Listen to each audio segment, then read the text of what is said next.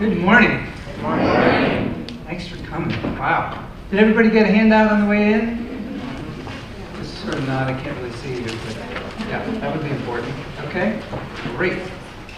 About a year ago, Janessa mentioned this conference, this idea for this conference, and she said, and she came up with inform, inspire, and transform. And she said, the first group is going to inspire us, or inform us. The second group is going to inspire us, and all you have to do is transform us.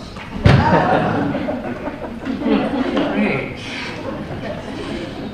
So that's not my job, but we are definitely going to open up this whole idea of transformation, look at it through various different models, through stories, through examples.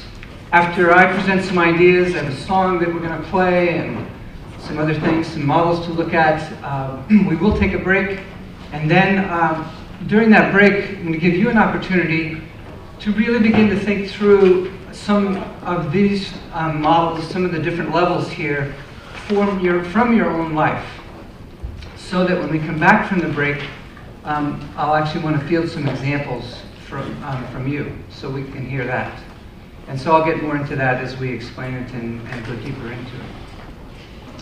And then we're going to have a panel of 3 other people, and Janessa will come up as well, and they're going to share some of their experiences as well in relation to this and in relation to transformation. So one of the things that, because this is a topic that, as Travis mentioned, can be uncomfortable, I'm definitely going to be not suggesting this is the way to transform. I'm just going to be suggesting an approach, one way. And so I'll just be pointing to some ideas, and you'll find what resonates with you. I'll encourage you to, if there's some discomfort that comes up as we're exploring these ideas, just sit with that discomfort, as opposed to instantly trying to remove it or get around it or push it away. Just kind of allow it to be there. One of the things that I did about 10 years ago, I attended a workshop by Iyanla Van Zandt. She's a pretty well-known author, an amazing woman. There were about 200 people in the workshop. And she would occasionally ask for people just to stand up if they'd like to be coached. And so people would stand up, and she said, okay, before you start, this is pretty bold, you can imagine, in front of 200 people and willing to be coached on a deep life issue.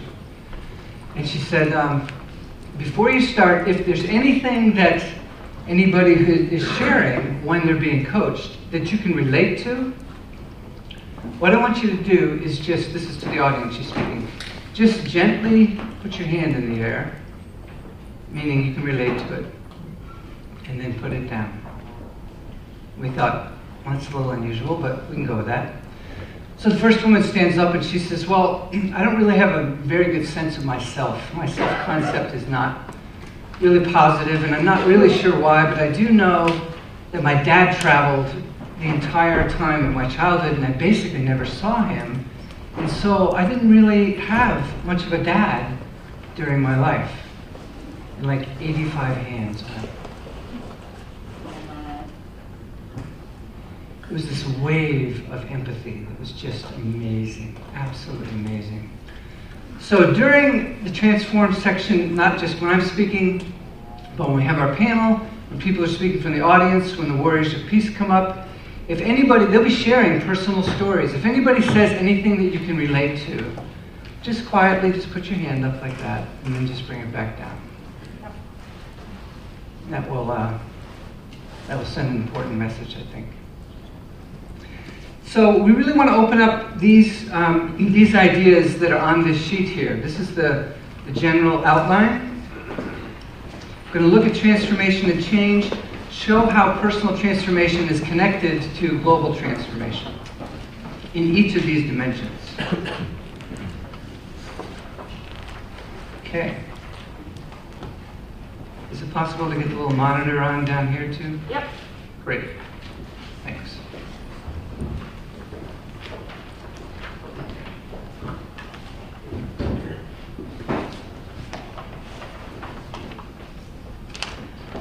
So what I wanted to do first, before we open up and define the concept of transformation a little bit more, I just wanted to briefly go through the model, highlight a couple of the key pieces here, especially in the first one, because this is absolutely the foundation, from my perspective, of the entire model, is the personal side. So looking at this, all of these have the word, as you notice, the continuous process. Thanks, Elizabeth. Yeah. Sure, there's one little magic button.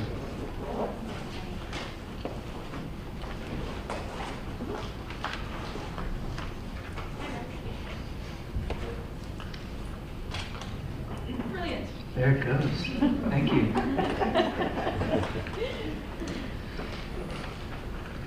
So, I'm encouraging us to think about transformation as a continuous process, as an ever-unfolding event. That's the nature of consciousness, is that it's forever unfolding. So it's not just, obviously, one time or a little pocket here or there. This idea of surrendering to grace, this continuous process of surrendering to grace, which reveals one's authentic self, releasing one's unlimited potential for good. The idea of surrendering to grace is huge to the whole model. And a little bit later I'll define grace and open that up. But this has to do with not really working from your personal volition or your personal will, or not being driven by just reaction or judgment or ego. It's really allowing the divine order to embrace consciousness and therefore action. So this divine intelligence, really allowing that to govern. The whole model of transformation, as I'm offering it up, is based on that foundation point. And it reveals one's authentic self. So there are lots of names for authentic self. What I'm talking about there is your wholeness, your completeness, your divinity, you as the image and likeness of God, your unity with the divine, your oneness. That to me is the authentic real self. And so we have this continuous process. If we're willing to face personal transformation, we have this continuous process of surrendering to grace, which reveals one's authentic self, as opposed to figuring it out and trying to grasp it and trying to make it happen. There's this very much of this yielding, this allowing, this letting. And what that does is it releases one's unlimited potential for good, which comes from the divine.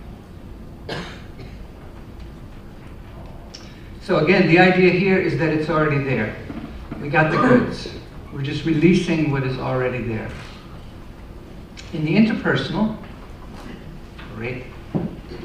So this has to do with, again, all of these say the continuous process, as you can see, but this has to do with thinking about, or the way we see others, and the way we interact with them. So it has to do with how we see people, our view of them, and the way we interact with them. And we're doing this in a way that is true to our authentic self. So the idea is that you're building off of the personal. You're surrendering to grace. You're allowing thy will to be done.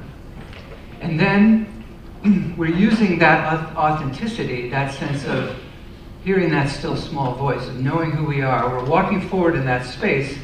And so this is, in the interpersonal, in the relationships, this is done in a way that your authentic self, that's true to that.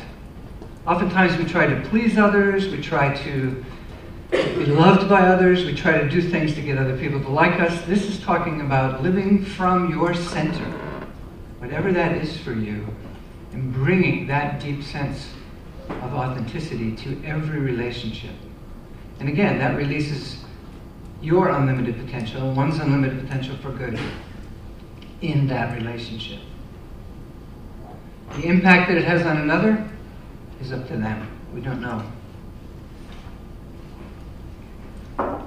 That's the interpersonal. We then bring it to the community.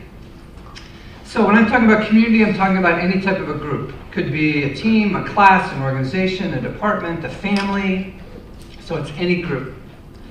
It's It's again a continuous process, and here we're interacting within a group in a way that produces synergy.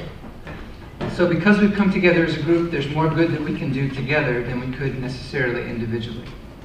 And it's releasing unlimited potential for good within the group, but also in all that the group does. There's lots to think about these. We could take an entire day or 4 days on any one of these and really open it up, but that's the focus in the community. That then moves to the collective. So we bring the personal to the interpersonal. We then bring that to the community or the groups, and then the collective. And then this is this continuous process of interacting among groups based on shared interests. That's huge. And the golden rule, which we've talked about before. And again, what that begins to do is release the unlimited potential for good among the groups. But it's all done in a space of surrendering to grace, not in figuring it out and trying to make it an exact outcome to get it to be exactly this way. It's all done in this yielding space. So then when we have global transformation,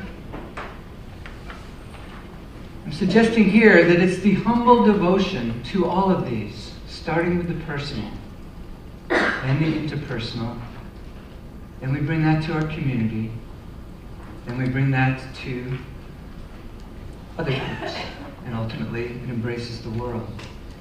So imagine a humble devotion to that. Imagine any relationship that you're in, or anyone you can even picture. Any group that you're in, any church, any synagogue, any mosque, any place that you are involved with. Imagine if people were committed to bringing each of those levels of transformation. What could happen? You don't have to imagine it exactly. I'm just sort of saying open to that space. Feel into that. So we're doing this in a way whereby we care. The result, the effect is we're going to be caring for ourselves, one another, and the earth. And it's going to release this unlimited potential for good on the planet. And when I say unlimited potential for good, I'm talking about renewal, transformation, healing, whatever progress is in relation to how grace unfolds that.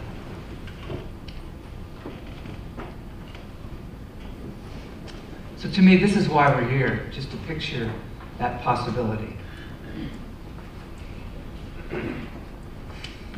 Really breathe that in, to be humbly devoted in that space. Here's a great definition of humility. The composer Charles Ives has said, "Is not the truest kind of humility a kind of glorified or transcendent democracy? The practicing it rather than the taking it." There's such a mentality that we tend to want to take things and we want to do it. But this is the living of this space. To me, humility is the willingness to yield all to the divine. And so it's this kind of glorified, transcendent democracy in terms of, we have a sense of what democracy is, but what if we brought this transcendent sense of allowing divinity to embrace our humanity in every one of these dimensions? What could happen in terms of how we interact? Not wanting to level all finite things. Yikes. Isn't that a picture, a little bit of what's happening on the planet? There's such a sense of, okay, I'm going to master this, I'm going to level this, I'm going to take control of this, I'm going to be in charge of this. There's this sense of needing to level things. But the being willing to be leveled toward the infinite. Again, when I share a quote, I'm not going to try to explain the entire thing. I'm just pointing in different directions. But this idea, what does it mean? Great question, just to ponder. What does it mean to be willing to be leveled toward the infinite? Something to walk with.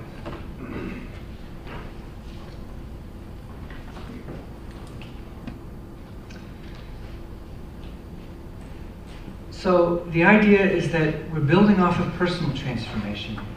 It moves to the interpersonal, the community, the collective, and the global.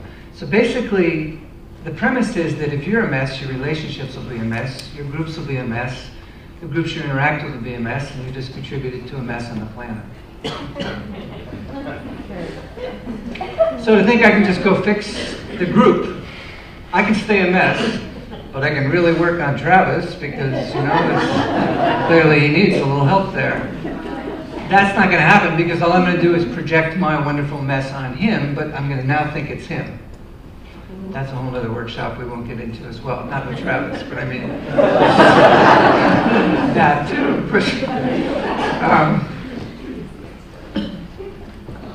So if we're just caught in our stuff, and that's the lens through which we view things, then you don't really see another person. You don't really have a relationship with another person. You have a relationship with your stuff about the other person. But we get tricked into thinking that it's them. So, but what if instead of that, what if we brought humility, integrity, compassion to ourself? What if we were really willing to have really established living from that authentic self in a humble way? We brought that surrendering to grace to our relationships. And we let grace determine the form our affection takes, and our words, and our listening, and our actions. What could happen in that relationship? We let grace give you the purpose for your life, for your relationships, your calling, for your career. And then those relationships, we brought that to our communities, our groups, our teams, our churches, our schools. And then they started interacting with other groups, or you started interacting with other groups.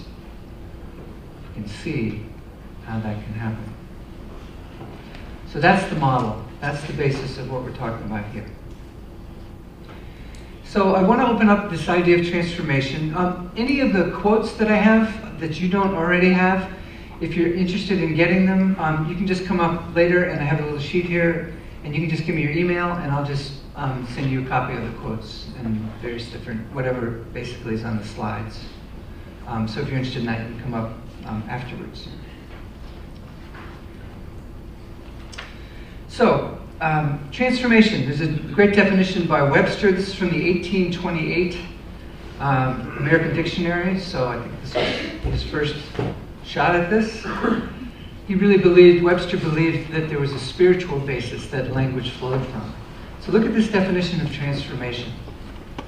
A change of heart in man, by which his disposition and temper are conformed to the divine image. A change from love, from enmity or negative attitude, judgment, to holiness and love. So another question, again, just to ponder. These are all questions we can walk with. What does it mean to be conformed, to allow myself to be conformed to the divine image? Not the image that I figured out I want, not the vision that my parents wanted, not the vision that any other authority or any religion or anybody else says is the way you need to be, but to be conformed to thy will be done. So it's letting go of my sense of the outcome in my sort of personal way and opening up to that space. Again, if I'm going through these too quickly, you can get them from me later. Here's another definition by Dr. Wayne Dyer that I love. And he says that transformation is the willingness to take action to go beyond your current form or format of thinking. You can even see that in the word.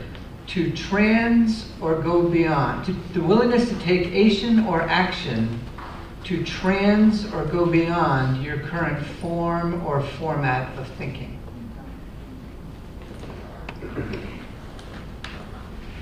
So it's action-based. Transformation isn't just a head thing. Oh, that's a cool idea. I think I'll just sort of, think about that. It's action-based. That's why, to me, it has to do with the heart. It has to do with a change of heart in man, not just a change of head.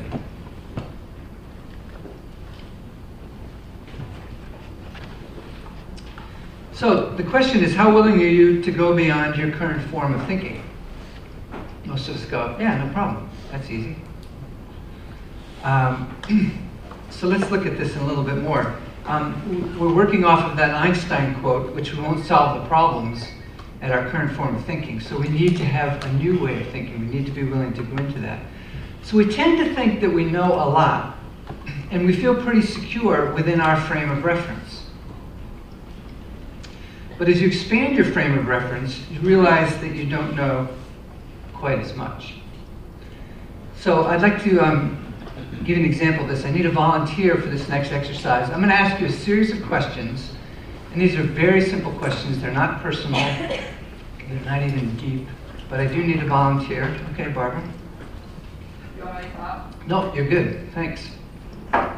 So, the first question is, are you pretty confident that you know where you are physically? Just physically?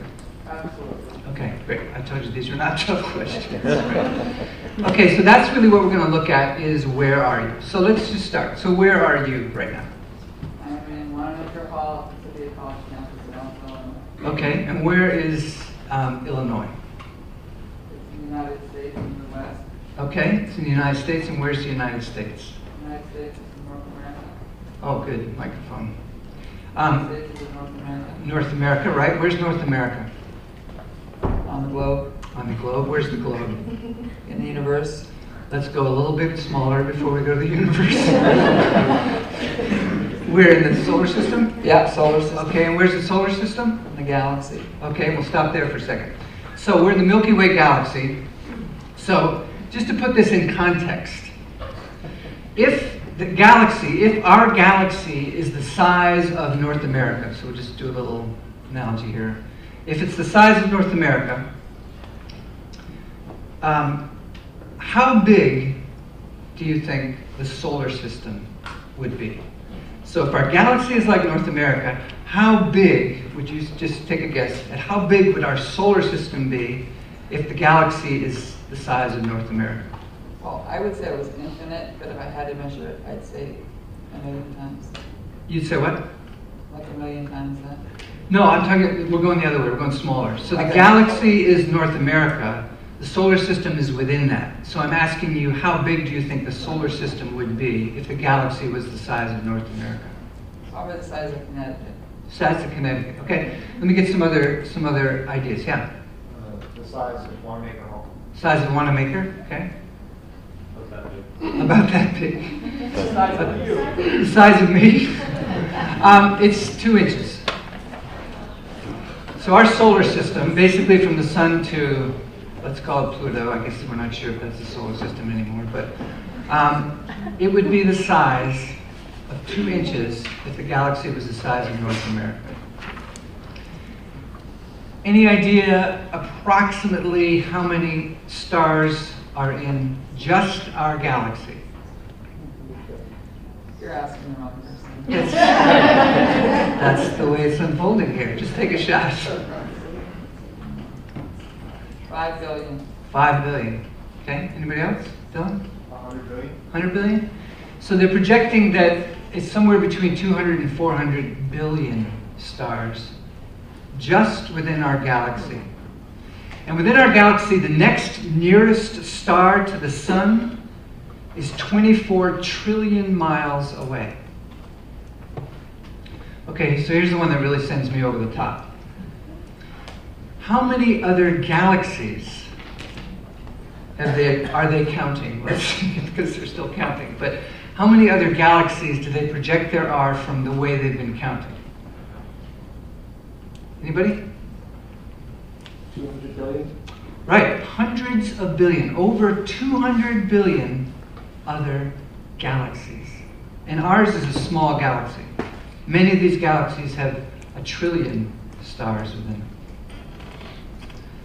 Okay, so given that context, Barbara, are you still confident you know where you are? On a metaphysical level, I No, don't we're have a doing clue. physical, sorry. I don't have a clue. You don't have a clue. Anybody else to relate to that? Okay, thank you. Great, okay. That's the end of the questions. Thanks. for now. Give it to Laura over here. Thanks.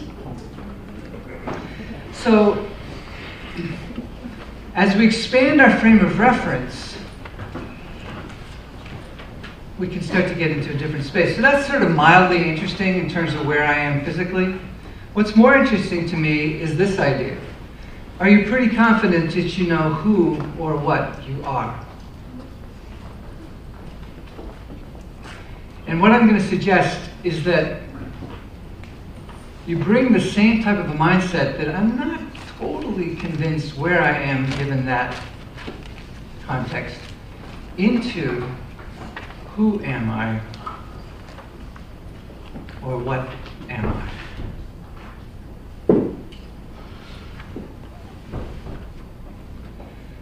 To go beyond the current way that you define yourself. Are we willing to go beyond our current form of thinking in that question? We may have a way that works for us, and I would say congratulations, that was yesterday. But what does it mean to be new today? And transformation, from my perspective, has to do with going beyond that continual unfoldment of the divine order. It's not a repeat. It's not a recycling of yesterday's ideas. It's new every moment. So that means the opportunity here is to go beyond our concepts, our images, to go beyond the image or the concept that you have of yourself, what's even called self-concept. So that means, okay, we're going to drop, the question is, who or what are you beyond your gender, beyond your race, beyond your age, beyond your religion, beyond your career, beyond your family, beyond any current way that you think about yourself right now. Who or what are you? Without any of those concepts. And you may have one like child of God that has really worked for you in the past. That's awesome. And you can go back to it as soon as we're done here. But I'm suggesting that what if who are you or what are you beyond those concepts in the mind? Again, another question to walk with. But to me, that's the space of transformation. It's the willingness to take action to go into that space. And we all do that in lots of different ways. We're not going to go into that right now. We can get into that in questions, and we'll get some examples of that. But so this idea of not knowing. Wendell Berry, the author and poet, has said that it may be that when we no longer know what to do, we have come to our real work. Ouch. Wait, I need to know what to do. And when we no longer know which way to go, we have begun our real journey.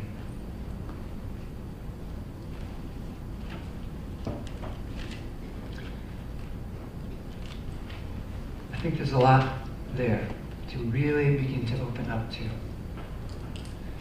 Rumi said it this way, you've probably seen this: sell your cleverness and purchase bewilderment or awe. Cleverness to me is just fascination with your own mind. But awe, bewilderment is the exploration of wonder, of divine order, of divine intelligence, of the natural order, this primal order, this higher order.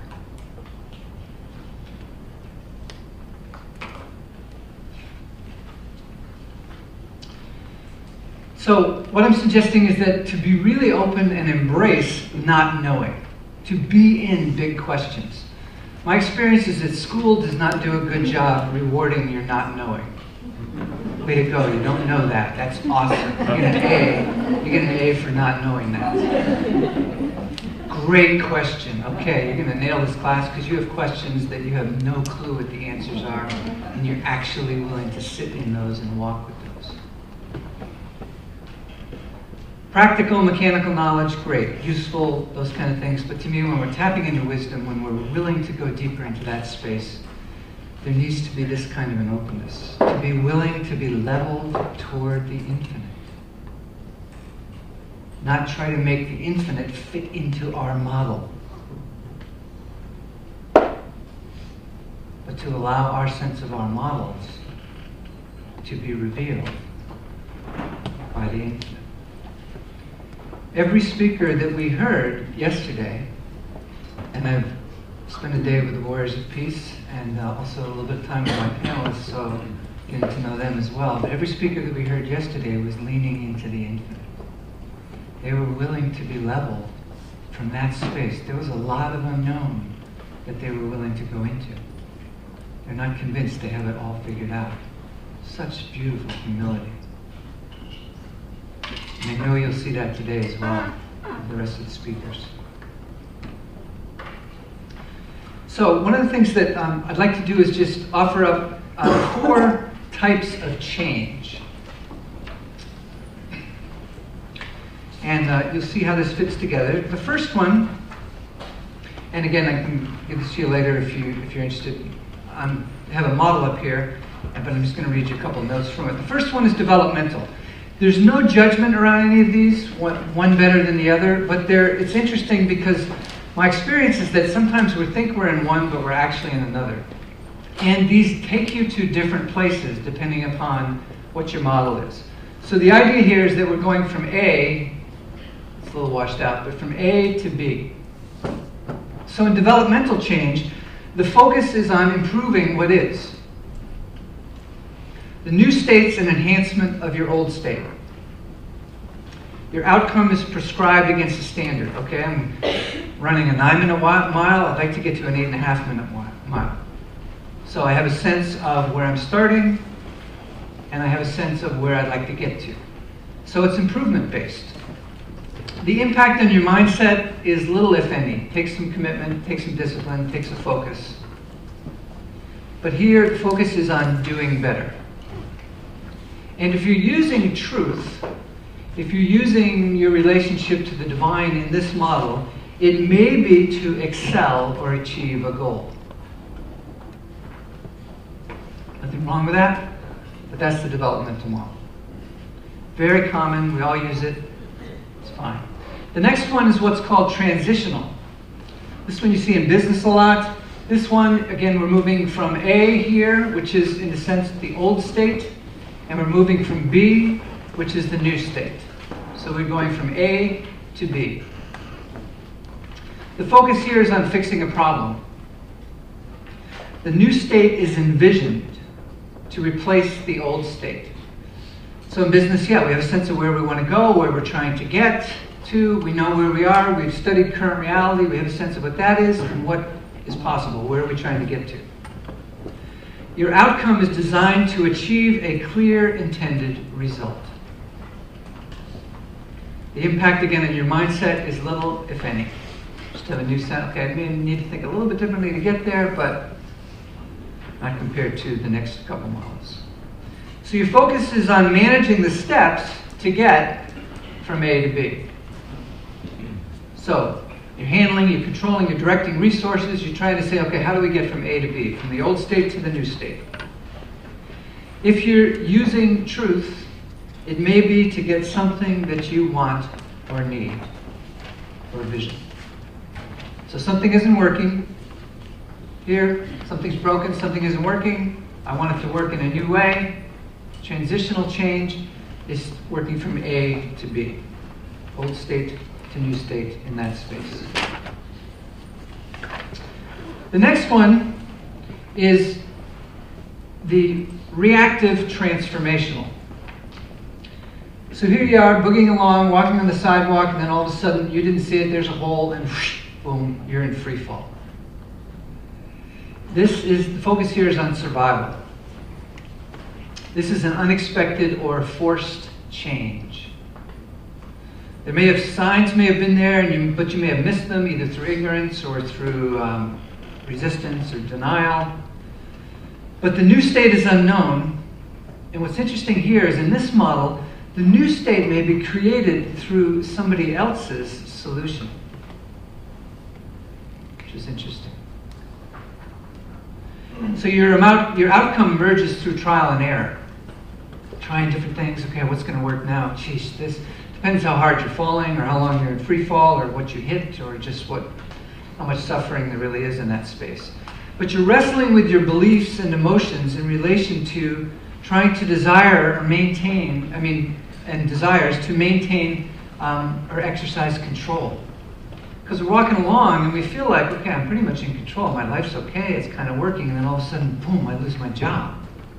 Or boom, this relationship that I thought was everything is gone. Or somebody passes on.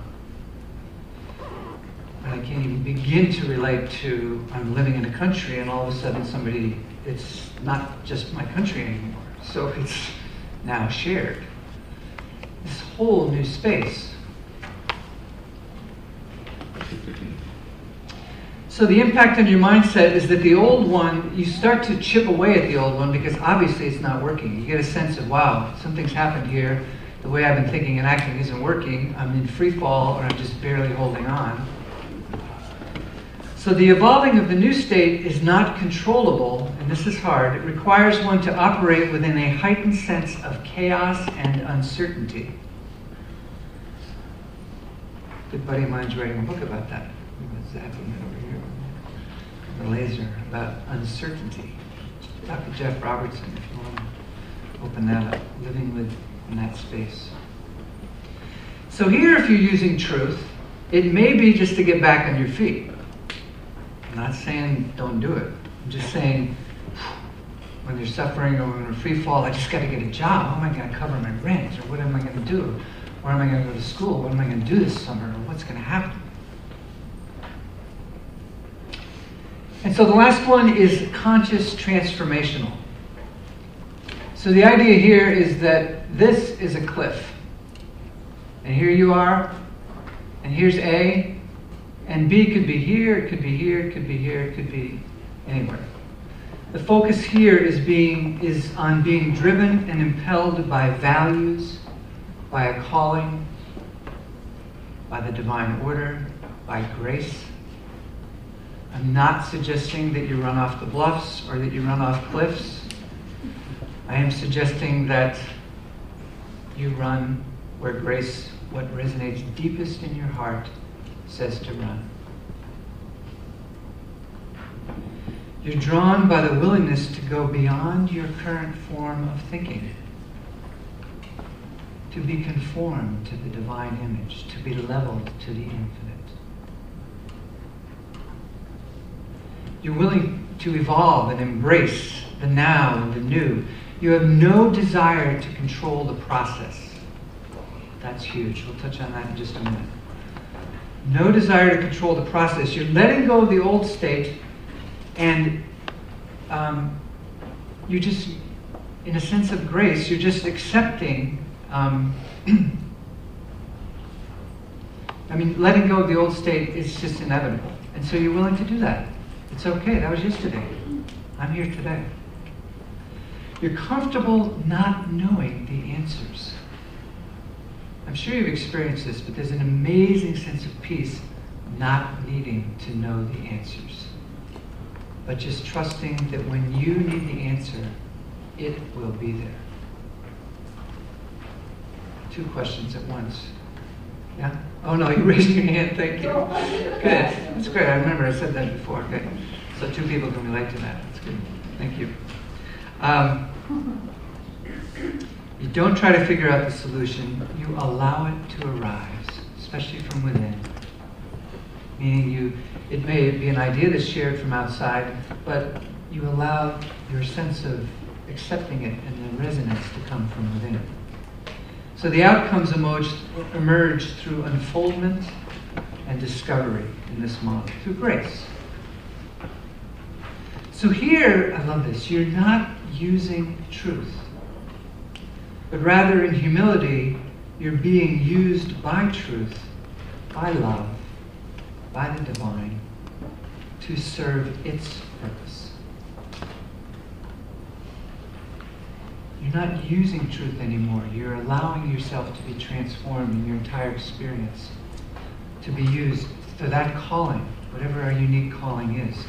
So you're in conscious relationship with truth. You're listening and responding to the call. We were talking yesterday, some of the people were talking about the deeper side of listening off of Cam's question. New insights engender an increased surrendering to and reliance upon truth. That's huge to me. New insights engender an increased surrendering to and reliance upon truth. Not, well, I got that, how cool am I? You know, this is just, I got it together now. No, the new insights help us lean even more. It reveals that oneness that is there. The sense of a separate sense of self just starts to diminish and drift away. And above all, you want to know truth in conscious transformation. So there's a shift in our identity that deepens to this more of this sense of oneness.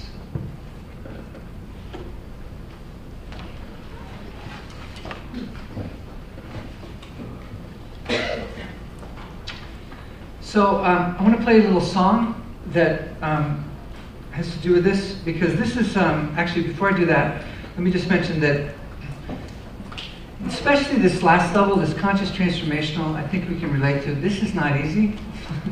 It can be super scary, because there seems to be a part of us that is standing on the cliff and is just like, is that God or is that not God?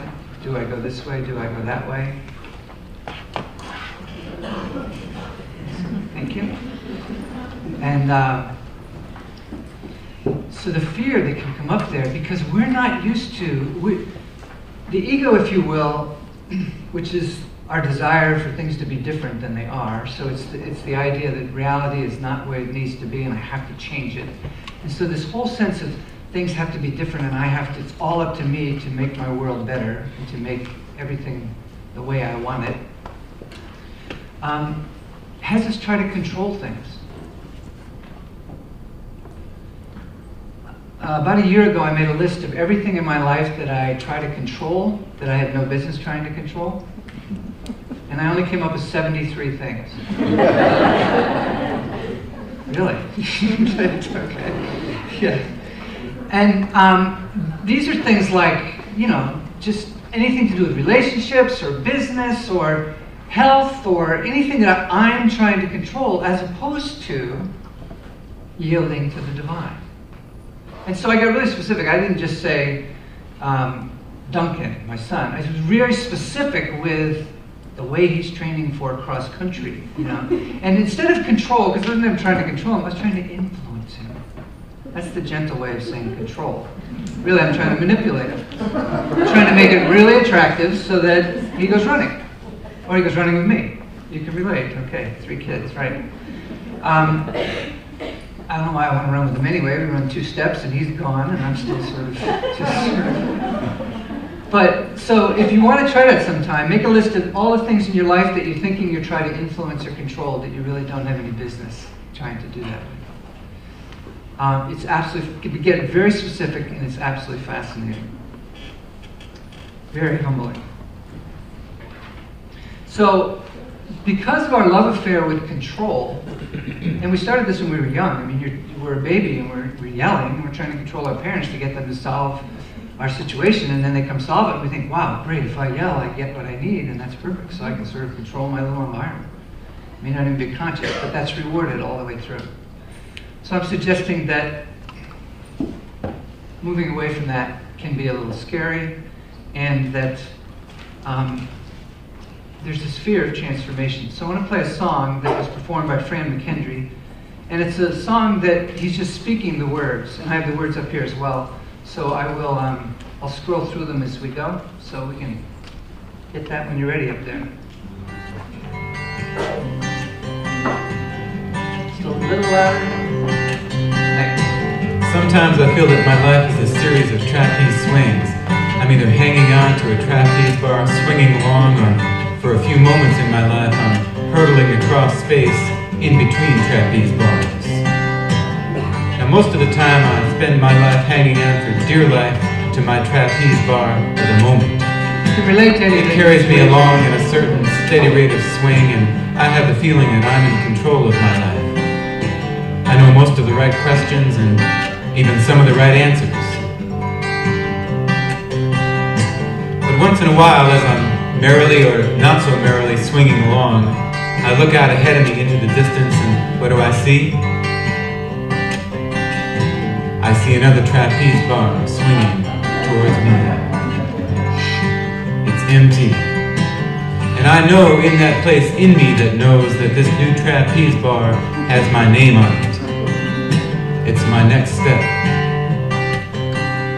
My aliveness coming to get me. And in my heart of hearts, I know that for me to grow, I have to release my grip on the present, well-known bar to move on to the new one.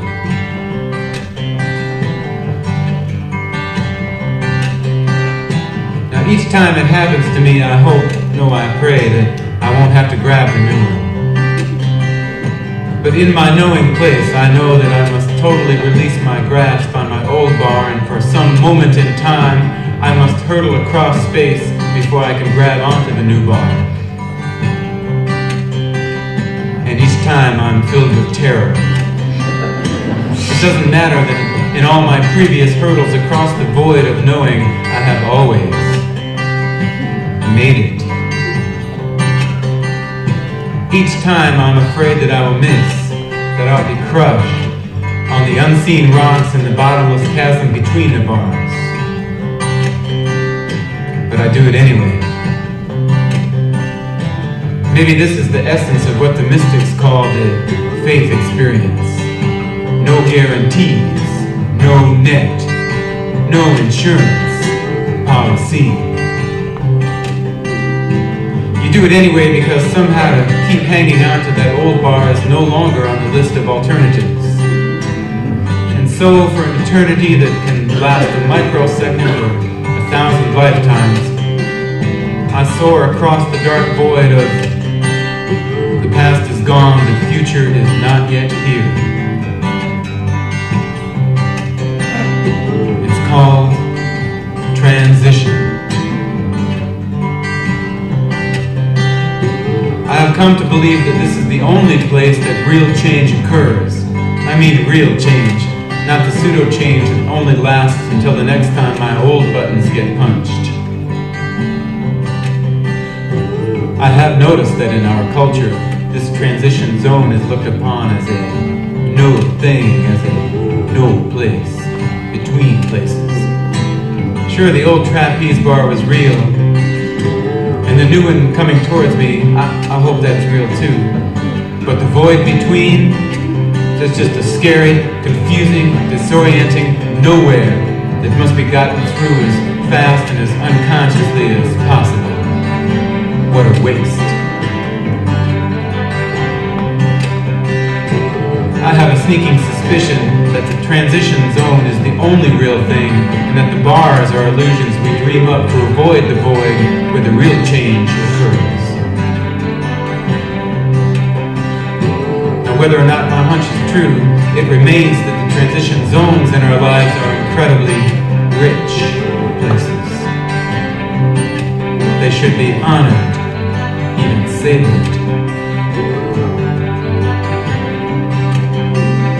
With all the pain and fear and feelings of being out of control that can accompany transition, they are still the most alive, growth-filled, passionate, expansive moments in our lives.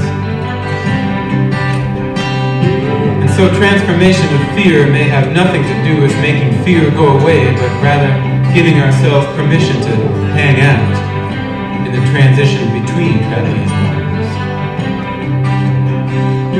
Transforming our need to grab that new bar is allowing ourselves to dwell in the only place where change really happens. It can be terrifying.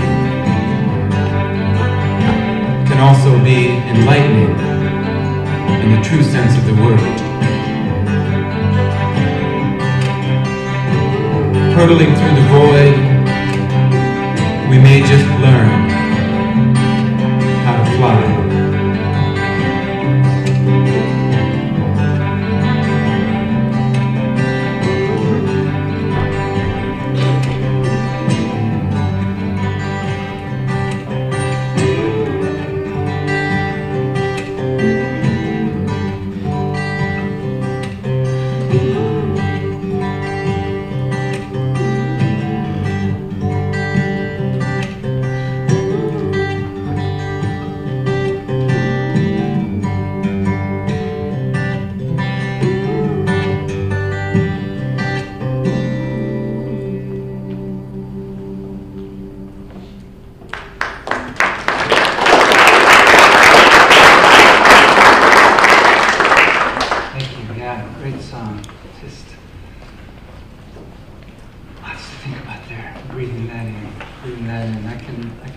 relate to it.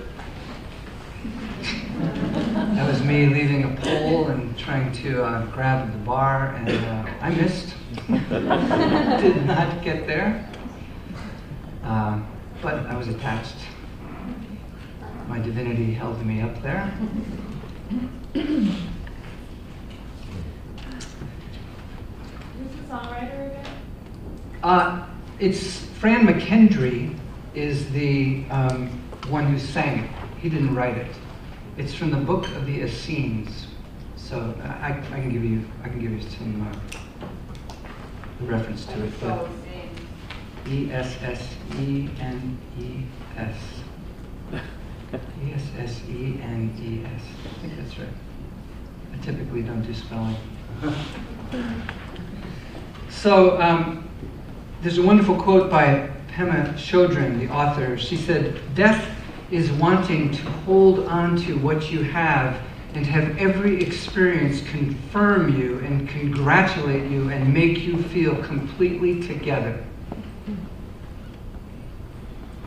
To be fully alive, fully human, and completely awake is to be continually thrown out of the nest. Letting there be room for not knowing is the most important thing of all.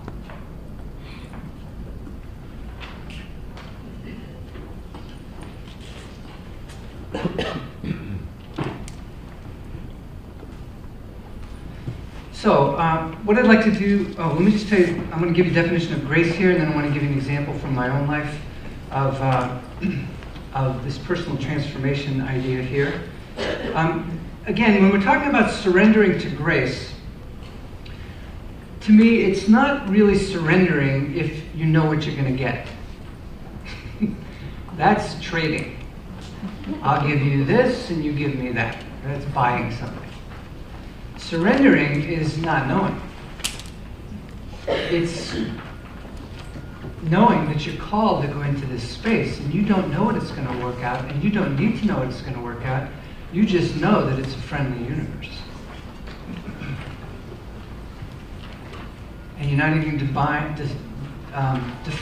what that means. You just know that life is unfolding and that you can learn because you literally are one with the divine.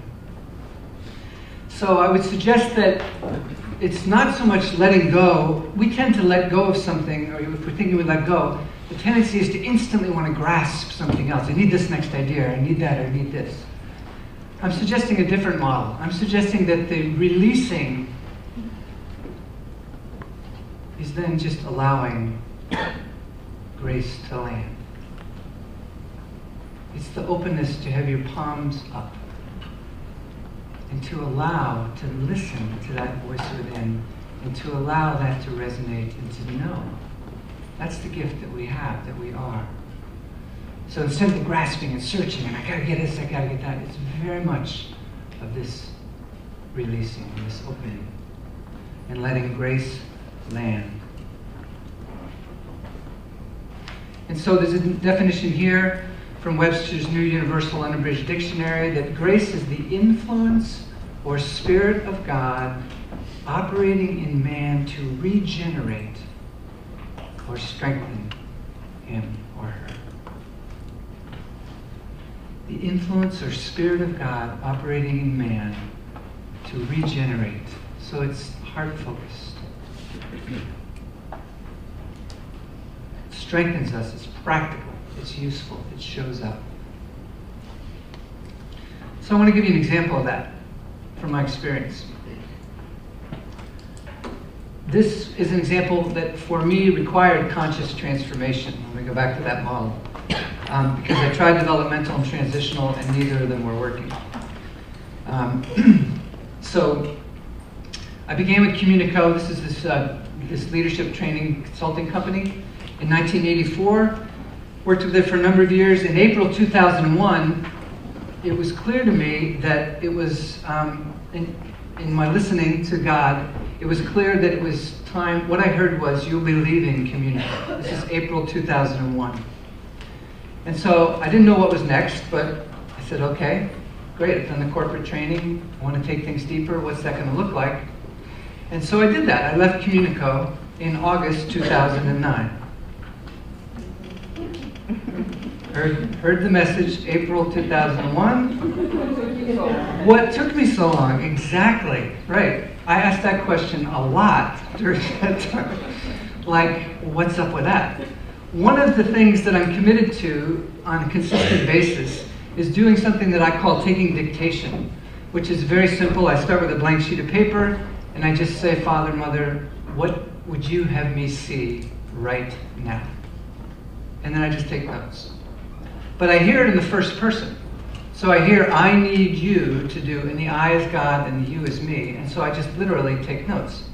And so that's what I heard, that you'll be leaving Communico soon. So after not too long a time, I started saying, okay, I'm ready. Is the time? And this is like, I'm 3 months into it. And the message that I'm getting is, first thing was, no, not yet. But what I want you to do is listen for this new organization, Educare, which means, it's Latin for the word educate, which means to lead forth our hidden wholeness. So think about that. Think of what the purpose of that organization could be. And let's just cherish that. So 2002, that's when I formed this organization. And then in the listening, I also heard, take 15% of everything you make from here on out and tuck it away for Educare, so that when it's ready to go, there'll be a foundation, a financial foundation, and we can go with that. But in the meantime, we're doing this. So I'm working with that. Then I'm still feeling like, okay, I really want to get into this space. I mean, it's deeper, it can do more. It's all these, there's the human will. It can do this for this and all these kinds of things. But I'm willing to take the dictation. And God, basically what I'm hearing is, be now, bless now, and yield now. Show up right now, today, in what you're doing. Be open to that blessing. But yield, moment by moment by moment. It's that pattern that I want to follow, not my own. So it's this listening to truth. So in March 2009, in one of these dictations, I was actually watching a movie called The Shift.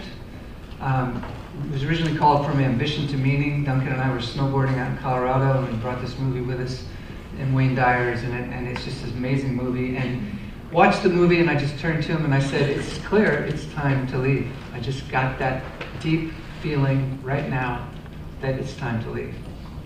So I went back to my partners, and I owned Annie, my wife and I owned 5% of the company. 2 other partners, and I said to him, it's time for me to leave. I talked to him before, letting him know I was thinking about it, and I said, it feels like it's time for me to leave. And one of them looked at me and said, you can't. Now, those of you who know me realize I don't do real well with you can't. I think it's the athlete in me or something. It's just like, wait, don't tell me what I can't do. That kind of thing. Especially in relation to, wait, no, I heard this message. And I said, well, why can't I? And he said, because the company's in debt, and you can't leave when the company's in debt. I said, okay, I can hear you. So I talked to a lawyer, and he said the company's worth, we'd gone from about a $4 million company to a $2 million company at that time frame during the first half of 2000 to 2009. So the company got smaller, and we took on some debt. But I talked to our lawyer, and he said, well, when people are buying the company, they're buying potential. You have these incredible clients, Fortune 500 companies literally around the globe, and it's just this amazing opportunity. So you could easily get $500,000 for the company and have them pay out over 10 years or whatever. So I just put that out, and they came back to me and said, thank you. They didn't talk to their lawyer or our lawyer, they talked to our accountant. And accountants, nothing against accountants, but they tend to be focused on current reality. It's a good thing. And they said, well, that's not going to work because you're in debt. So they came back to me and said, it's fine, you can leave. You just need to pay $200,000 in order to leave. So I'm thinking I'm going to get $500,000, and they're thinking you're going to pay $200,000. That's not really a bargaining arena in terms of a way to come together there. So, and then you know, we'd each sort of come at it, and I try to convince them my point of view, they try to convince me of theirs, and it was clearly getting nowhere. And I've worked with these guys for 20 years, and one of them says to me, "We need to get an outside arbitrator." And I'm thinking, oh my goodness, this just is not working. And but there were some intense moments there. I mean, there were times when it was not pretty, and let's see if we get your hands up with this one. After one of these negotiations, it got so ugly that one of my partners went back to his room. Don't take this the wrong way, but it was a good thing that I didn't have a knife in my room. What I felt like was, this guy is getting in the way of the unfoldment, the divine unfoldment of my life, and that's just not an option. And I guess if he wasn't here, not that I would go kill him, but that's just what the feelings that were coming were that aggressive. And it wasn't just like, oh, that's a funny thought, and it wasn't like I was going to go do it. But this tangible feeling of death could be an option, and then I wouldn't have to deal with it. That's not pretty. But that, one person can relate to it, thank you. It gave me incredible compassion for people who do those kinds of things. I think that's why I went through that experience. One of the reasons was because that feeling was so visceral. If I was not in my right mind, I could have done something completely stupid. And then I realized, whoa, if I'm just driven by feelings, which many of us are, and I have been in other ways, oh my goodness. So it's fascinating. But what I did do was I kept taking this to dictation, and I would just say, what do I need to see right now? And one of the ideas that came to me was, the only thing your partners are ever going to give you is information. Period. You do whatever you want with their information. But all they're giving you with their conviction, their whatever, their demands, anything else, is simply information. And what God said was, take the information and give it to me, and I'll tell you what to do with it.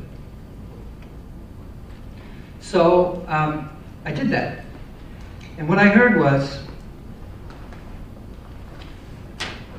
the money is irrelevant. And I said, are you sure? And I heard, yes. And then I heard, all that matters is how you see them. That's all that matters.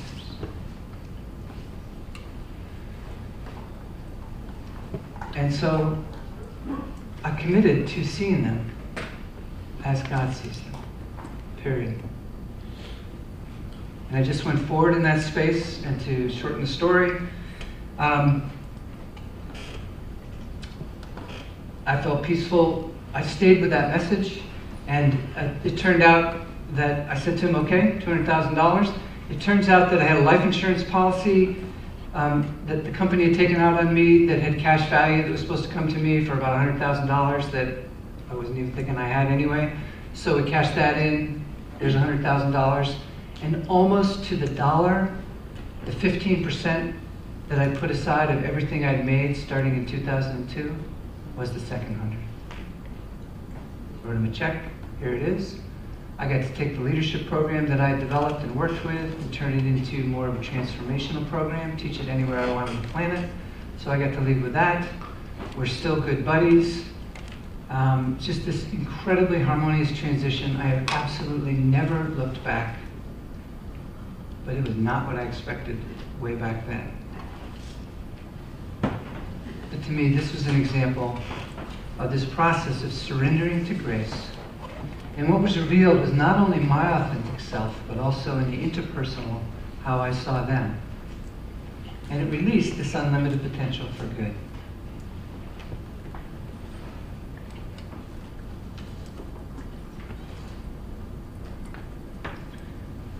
Amazing educator named Parker J. Palmer. I don't know if you're familiar with him. He is a Quaker educator. I took a workshop from him years ago, just a couple of years ago, and He's written a number of books. One of them is called To Know As We Are Known, The Spirituality of Education. And here's the way he defines prayer. In prayer, I not only address the love at the core of all things, I listen. As that love addresses me, calling me out of isolation and self-centeredness into community and compassion. In prayer, I begin to realize that I not only know, but am known.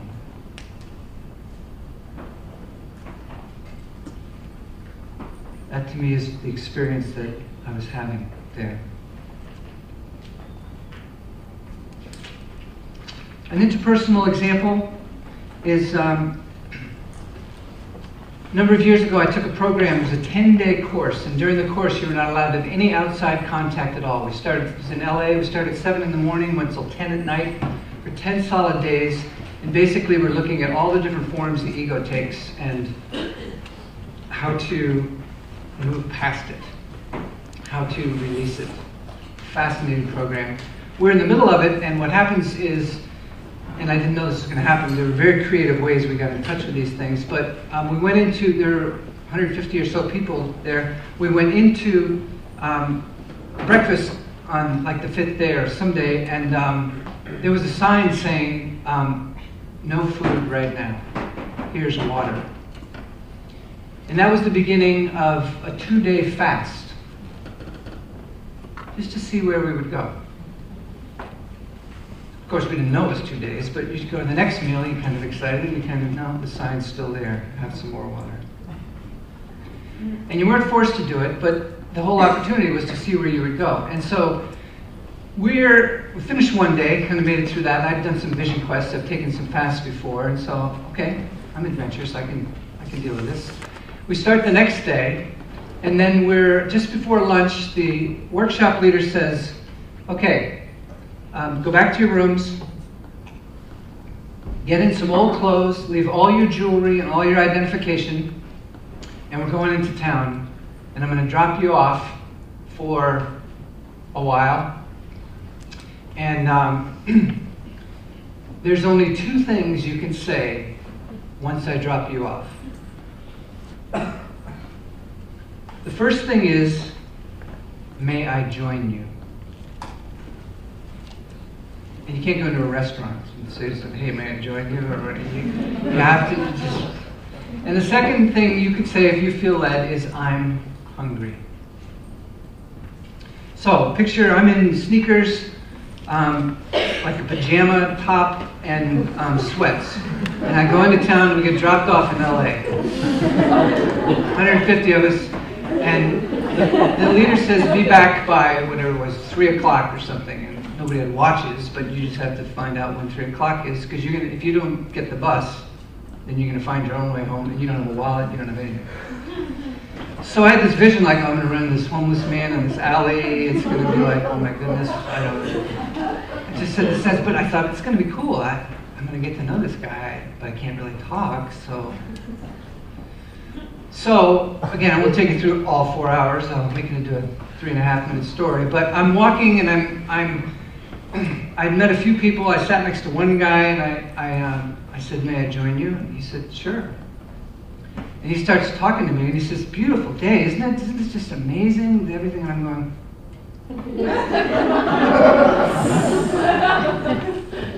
About 2 minutes later, he said, I need to leave. Okay. That's my first experience. So there were a couple of those. I sat next to one lady who's eating this fish chowder, and I love seafood. And she's just saying, this is the best fish chowder. She's on a bench out on the road. The best fish chowder on the planet. It's unbelievable. And she's just like, I didn't say I'm hungry. It was just too good. So she finished it to go get some more, and I didn't think I could sit through another one of those. So I kept walking. I'm walking down this side street, and there's a man on the side of the street, looked very homeless, sort of disheveled, with a dog and just a pack. And I'm walking towards him, and I'm thinking, oh no, I can't stop. Just something says, no, I can't stop. And I come by him, and he says, "Yo, bro, what's up?" And just instantly, from there on out, I stopped thinking. I was just in this space, and I said, "May I join you?" He said, "Sure, have a seat." So picture this. This is a sidewalk. There's a street, and there's people walking by. I'm in my sweats. I'm sitting there. He's right here, and his dog is right there. And not much more I can say. So the first thing he says is, "It's a blessed day." And I'm just looking over and I'm going.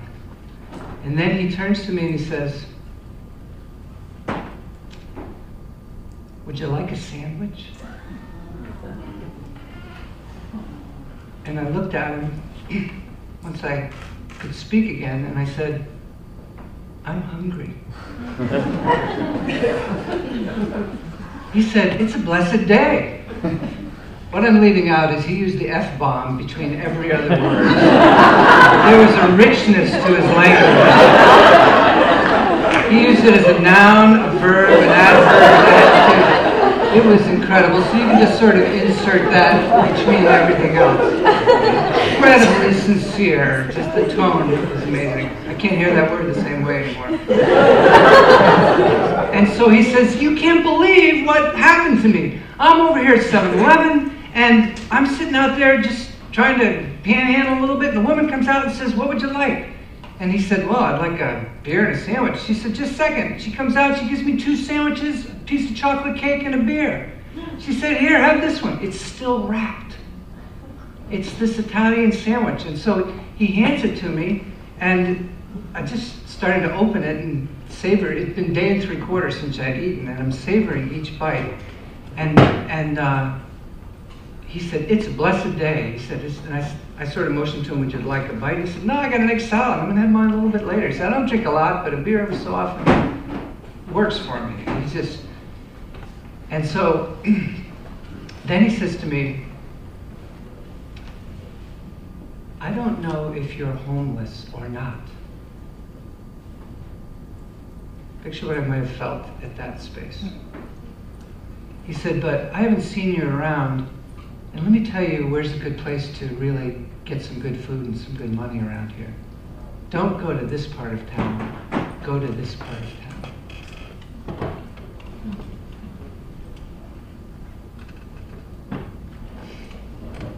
Unbelievable. I'm just sitting there in absolute awe. And he's describing, he goes, "You know," he says, "it's just a test."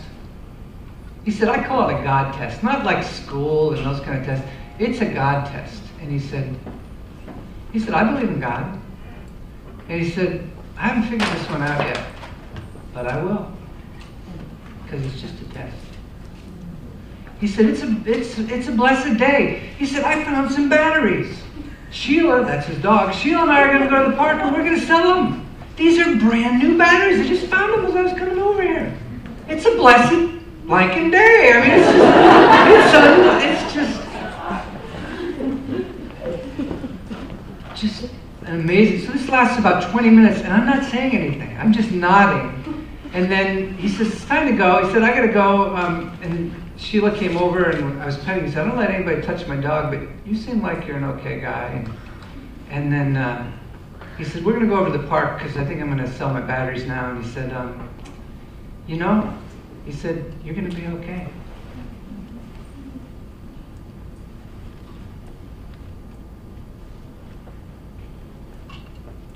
That was huge. And then he gets right in my face and he says, "My name's Craig. What's your name?"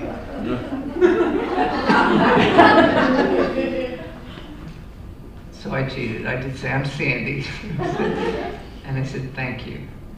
And he says, "Well, thank you and bless you, man." And then he walks away, pulling his bag with his dog, Sheila. I'm just stayed sitting there, and people are walking around me. For another 10 minutes, I just didn't move. I was just in awe of that experience. So to me, this was an example of interpersonal transformation. this process of interacting with another. He was interacting with me in a way that his authentic self was releasing unlimited potential for good. Here's a guy with nothing. He also said to me he's homeless and he didn't think he'd end up this way, but he's going to be okay. Releasing the unlimited potential for good in that relationship. He had no idea who I was, where I was coming from, anything. And he's sharing his bounty. It's an incredible blessing to me. But in that space, he was doing that. He was listening to grace. He was surrendering.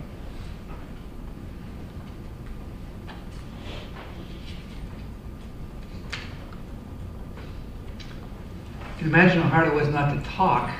You know, you want to give him something, you want to share ideas or whatever, but I completely was in the space. I think you quoted yesterday. I love that quote that you said about taking your shoes off. Can you say it again? Just when you enter a new place, the first thing you should do is to take your shoes off to remind yourself you're on holy ground. Otherwise, you make the mistake of believing you bring God with you. right. So I could easily see myself having made the mistake of thinking I need to enlighten this guy or inspire this guy who's homeless and I need to be the helper or whatever. But instead, my shoes were off and he was helping me.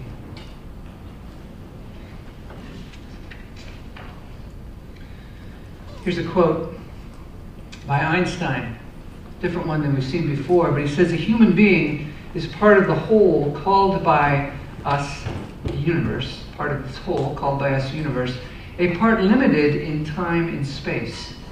We experience ourselves, our thoughts, and our feelings as something separate from the rest. And then he says it's a kind of optical delusion of consciousness.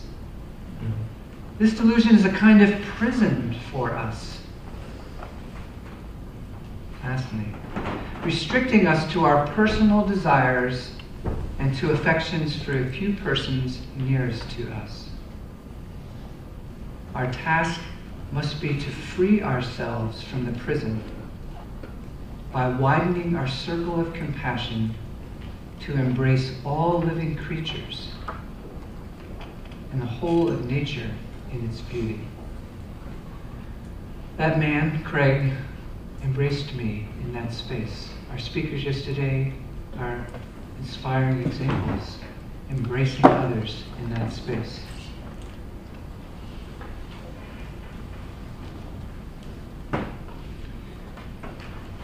So the last example that I want to give you is a combination of community and the collective. I'm going to just read you a little bit of it here.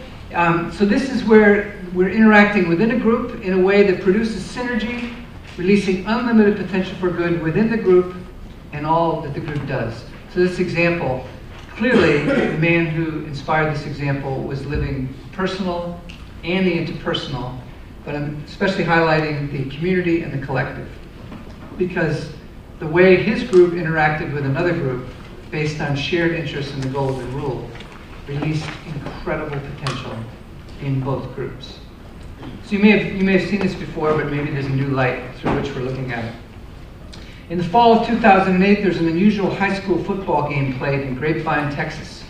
The game is between Grapevine Faith Academy and Gainesville State School. Faith is a Christian school, and Gainesville State School is located within a maximum security correction facility. So it's a prison. Gainesville State School had 14 players. They played every game on the road. Their record was 0-8. They only scored twice. And their 14 players are teenagers who've been convicted of crimes ranging from drugs to assault to robbery. Most had families who had disowned them. They wore outdated used shoulder pads and helmets. On the other hand, Faith Academy was 7-2. They had 70 players, 11 coaches, and the most modern, latest equipment. Chris Hogan, the head coach at Faith Academy, knew the Gainesville team would have no fans and it would be no contest. I can just picture him sitting there listening. So he thought, what if our fans and half our cheerleaders for one night only cheered for the other team? He sent out an email to the faithful, asking them to do just that. Here's the message I want you to send, Hogan said. You're just as valuable as any other person on the planet.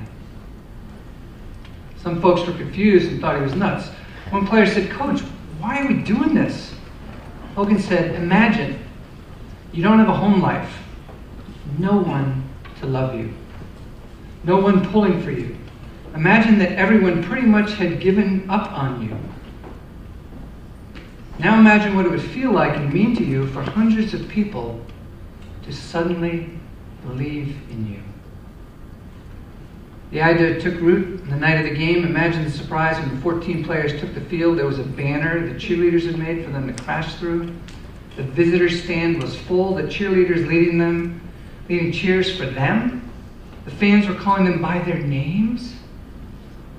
Isaiah, the quarterback, middle linebacker, said, I never in my life thought I would hear parents cheering to tackle and hit their kid. Most of the time when we come out, people are afraid of us. You can see it in their eyes, but these people are yelling for us. They knew our names.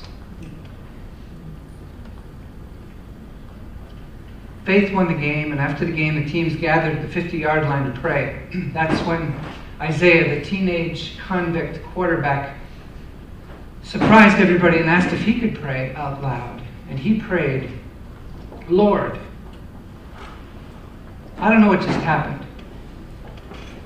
So I don't know how or who to say thank you to, but I never knew there were so many people in the world who cared about us.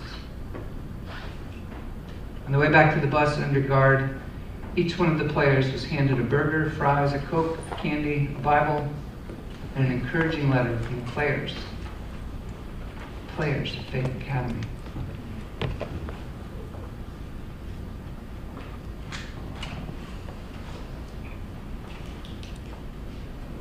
So, I want to show you a little video. Are we going to get that to work? Yes, great. When you walk around the grounds of Gainesville State School, you'll see just about everything you would on any other high school campus. There are students, teachers, a computer lab, and a gym. Except here, the students are convicted criminals. It's an incarceration facility for kids that have violated the law. Each day starts in a tiny dorm room they call home. And continues marching from class to class, abiding by a strict schedule. In fact, the one thing that makes them feel like kids again is football. It's like you remote model on campus, you know what I'm saying? Everybody want to play on the football team. Just to put on a Tornadoes uniform is a reward, not a right. You must have good behavior and good grades. Not to mention, every game is played on the road, but it's worth it to escape on Friday nights and enjoy a small piece of freedom they gave up. But each week, there comes that constant reminder of who they are and what they've done. Don't treat us as a regular person in the world. They treat us like we're just some alien just somewhere just out of nowhere. I mean, they look at us like animals in a cage. Like we don't deserve a second chance or another opportunity to be something in life. After hearing the ridicule and losing 8 straight weeks, the Tornadoes were once again on the road, traveling to play private school Power Grapevine Faith for the first time, who had moved up a division. Their head coach, Chris Hogan, had a game plan in mind, and it had nothing to do with football. We were going to show them that in this country, if you make the right decisions, people will get on your side and support you. And it doesn't matter what your background is, you can make it. In a selfless suggestion, Coach Hogan sent out an email and requested his fans, his players, parents, do something so out of the ordinary in the football culture. He asked them to cheer for Gainesville State. These young men will not have any fans outside of the faculty from their own school. Their parents will not be there. I want some Lion fans to sit on the visitor side and cheer for the Gainesville team throughout the game. I thought, okay, this is cool that Chris wants us to do this, leading up to it. But getting there that night, it was so easy to transition from being a fan for the Faith Lions to a fan for the Tornadoes. You know, the idea of giving and just being there to support those kids, those young men that have never had that before. So for the first time, the always on the road Tornadoes would feel as if they were at home. And as kickoff approached, it was obvious something was different. it looked like they thought they were at the wrong end of the field because they know they don't have any fans. And we just looking, I just looked. I just kept doing my plays. And I seen that they were split up, but I figured they just didn't have enough room on their side. One child lined up the line, they made a spread line. I'm like, say, what, coach? He said, can you pick that? And he said, they're making a spread line for y'all to run through. I like, yeah, that's what's up, son. That's what's up. When it happened, it was dynamic. It was one of the most unbelievable things I've ever seen. When I went through this, like I felt like it was just like some, like angels or something. That's all I felt. So I was just running through as fast as I can. I just feel the wind rushing my face. That feeling of being unleashed lasted throughout the game, and so did the cheers. We had a penalty like the third play of the game, and I heard booing behind me. I turned around and I knew I was making like a play. I mean, chopping and people yelling my name. I'm like, I don't even know these people. They were just like ours that night. I can remember rooting for their little quarterback, and I felt like he belonged to me. our kids were their kids, and their kids were our kids, and all kids were the same. It wasn't enough to lead the Tornadoes to victory. As expected, Grapevine Faith won 33-14, and the Tornadoes finished the season 0-9. But it didn't matter, because for the first time in a long time, someone was in their corner, and that alone was worth celebrating.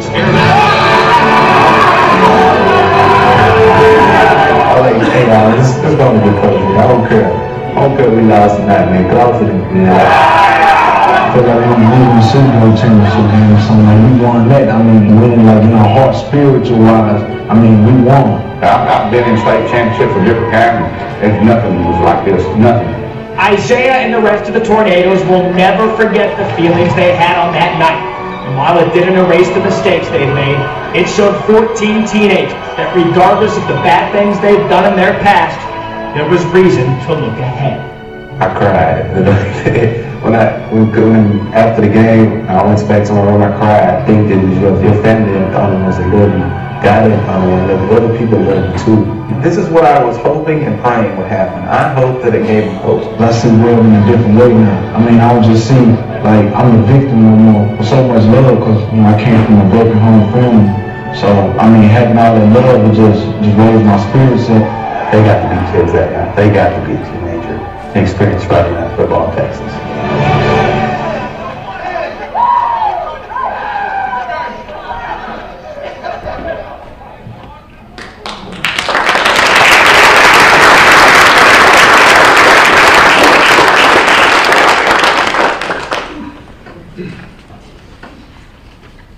I only watched it 8 times, I still can't get through it.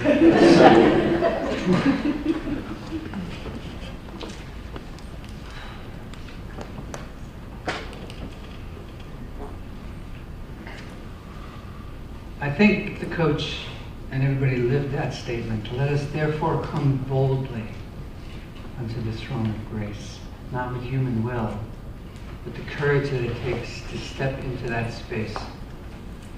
For it's a good thing that the heart be established in grace.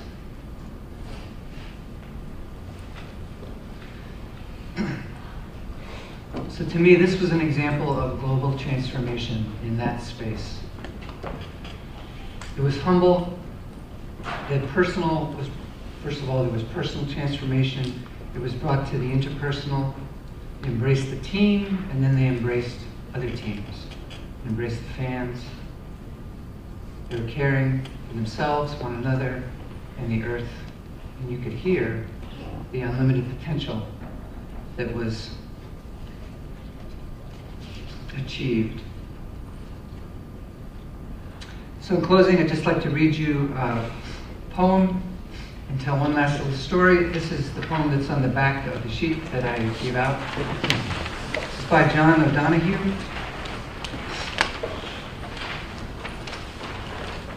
So open up a space for this, if you will. Just see if this fits. It's called For a New Beginning. In the out-of-the-way places of the heart, where your thoughts never think to wander, this beginning has been quietly forming. waiting until you were ready to emerge. For a long time, it has watched your desire, feeling the emptiness growing inside you, noticing how you willed yourself on, still unable to leave what you had outgrown. It watched you play with the seduction of safety and the gray promises that sameness whispered. Heard the waves of turmoil rise and relent, wondered, would you always live like this? Then the delight when your courage kindled and out you stepped onto new ground, your eyes young again with energy and dream, a path of plenitude opening before you. Though your destination is not clear, not yet clear, you can trust the promise of this opening. Unfurl yourself into the grace of beginning that is at one with your life's desire. Awaken your spirit to adventure. Hold nothing back. Learn to find ease in risk. Soon you'll be home in a new rhythm. For your soul senses the world that awaits you.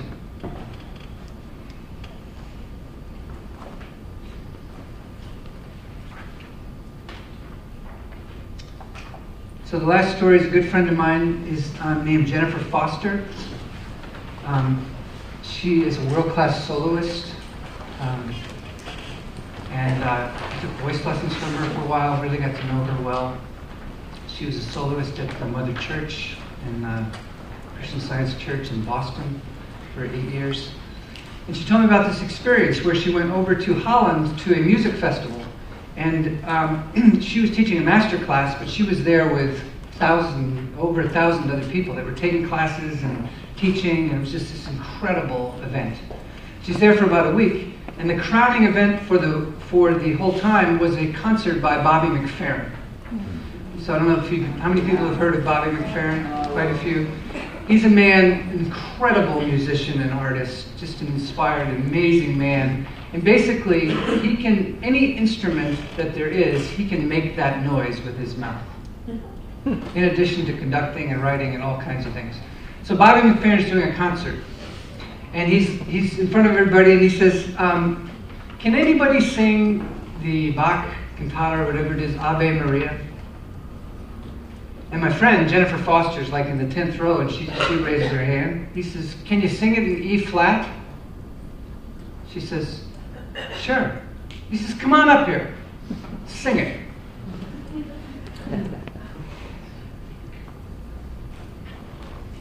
Okay, Eddie, can we play that, please? This is what happened.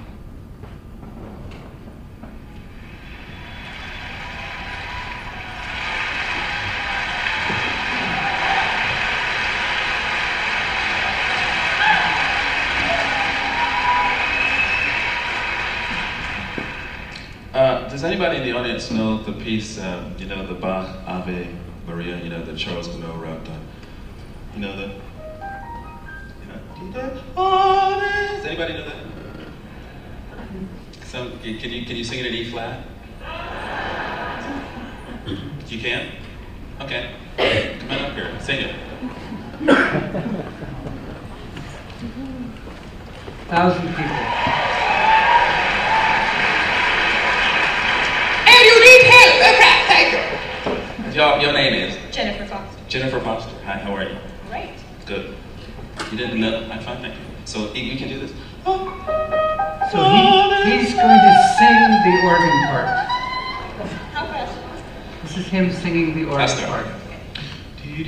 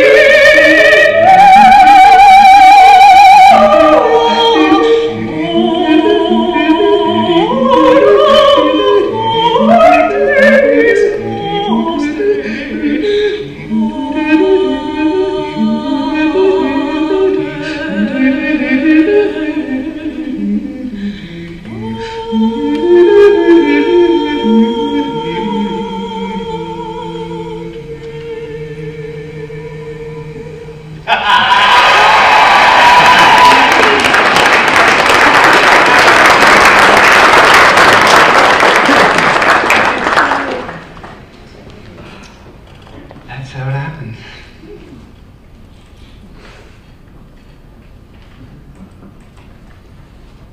So, are we ready for the call? I think so.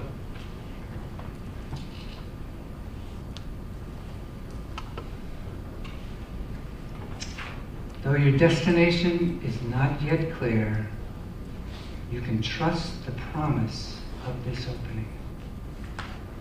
Unfurl yourself into the grace of beginning that is at one with your life's desire.